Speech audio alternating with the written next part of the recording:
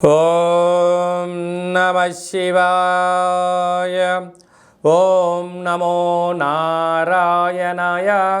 ఓం శ్రీ స్వర్ణాకర్షణ కాళభైరవాయ నమో నమ. నరదృష్టి నివారణ కాళభైరవాయ నమో నమ. ఓం సూర్య అరిష్టేతు సంప్రాప్తే సూర్య పూజాంచకారయేత్ సూర్యధ్యానం ప్రవక్ష్యామి ఆత్మదోషపీడోప ఉపశాంతయే.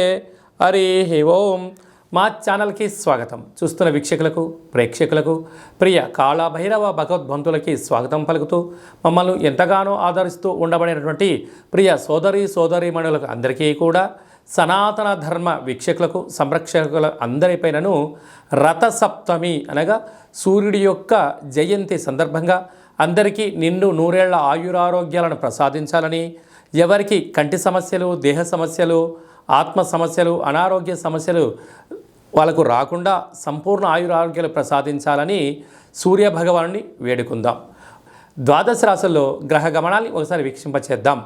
మేషరాశిలో గురు సంచార స్థితి, కన్యరాశిలో కేతు సంచార స్థితి, మకర రాశిలో కుజుడు, బుధుడు మరియు శుక్ర సంచార స్థితి, కుంభరాశిలో రవి మరియు శని సంచార స్థితి, మీనరాశిలో రాహు సంచార స్థితితో ద్వాదశ రాశులలో గ్రహ గమనాలు ఫిబ్రవరి ద్వితీయార్థంలో ఈ విధంగా ఉన్నాయి.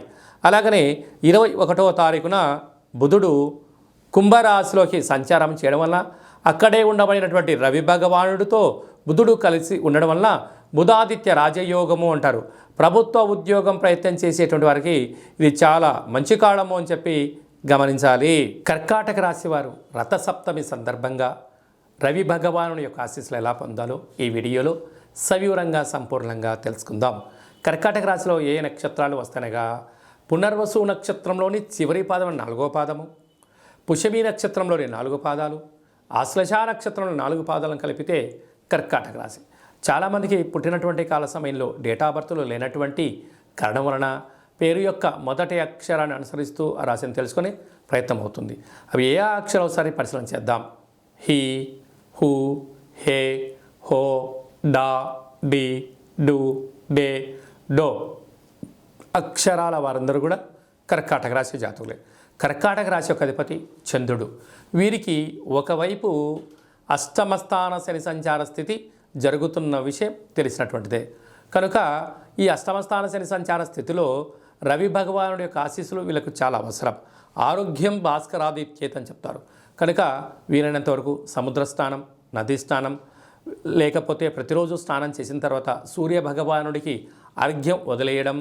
ఓం గంగే చ యమునే చైవ కృష్ణా గోదావరి నర్మదే సింధు కావేరి జలేస్మిన్ సన్నిధిం కురు అనేటువంటి మంత్రాన్ని ఉచ్చరింపచేస్తూ రాగి చెంబులో నీళ్లు పోసుకొని సూర్య భగవానికి అర్ఘ్యం వదిలేయడం వలన సంపూర్ణమైన ఆరోగ్యం కలుగుతుందని చెప్పి గమనించాలి.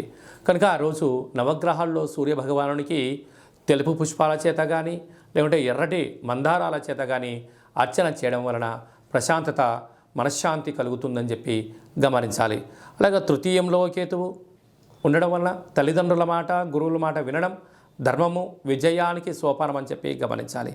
సప్తమంలో కుజుడు, బుధుడు, శుక్ర సంచార స్థితి కారణం వలన, కుజదోష ప్రభావం కారణం వలన మీ జన్మ నక్షత్రం రోజున, అలాగనే అష్టమి పూర్ణిమ తిథులయందున, మంగళ శనివారాలయందున ఆవేశానికి సరైన సమయం కాదు. ఆలోచన అవసరం. చిన్న విషయాలకు మీరు వాగ్వివాదాలకు దూరంగా ఉండే మానవ ప్రయత్నం చేయండి. కనుక వివాహ ప్రయత్నం చేసేవారికి యోగదాయకం అని చెప్పి గమనించాలి. అష్టమంలో ఆయుస్థానంలో ఏడాది తర్వాత రవి భగవానుడు శని భగవానుతో కలిసి ఉండడం వలన తల్లిదండ్రులతో చాలా వాగ్వివాదాలు చేయకుండా మౌనంగా, ధ్యానంగా, ప్రశాంతంగా ఉండే ప్రయత్నం చేయండి. దయచేసి విలువలతో కూడిన జీవితాన్ని పొందండి. లేకపోతే అనేక రకాల వాహన ప్రమాదాలు పొంచి ఉన్నాయి. తస్మాత్ జాగ్రత్త. భాగ్యస్థానంలో రాహు, రాజ్యస్థానంలో గురు సంచార స్థితి కారణం వలన వృత్తులలో, ఉద్యోగాల్లో, వ్యాపారాల్లో స్వల్పమైనగా మందగించినను మీరు ఆందోళన చెందనక్కర్లేదు. రాబోయే కాలం అంతా కూడా మీకు సువర్ణ యుగమే అని చెప్పి గమనించాలి. అలాగే స్వయం వృత్తులు, సేవారంగాలు, హోటల్ వ్యాపారాలు, నీటికి సంబంధించినటువంటి వ్యాపార కార్యకలాపాలు చేసేటువంటి వారందరూ కూడా గృహ భవన నిర్మాణ కార్యక్రమాలు, మార్కెటింగ్ ఏజెన్సీలు, అలాగనే నీటికి సంబంధించిన ఆహార ఉత్పత్తుల వారందరికీ కూడా శుచి, శుభ్రత చాలా అవసరం అని చెప్పి గుర్తుపెట్టుకోవాలి.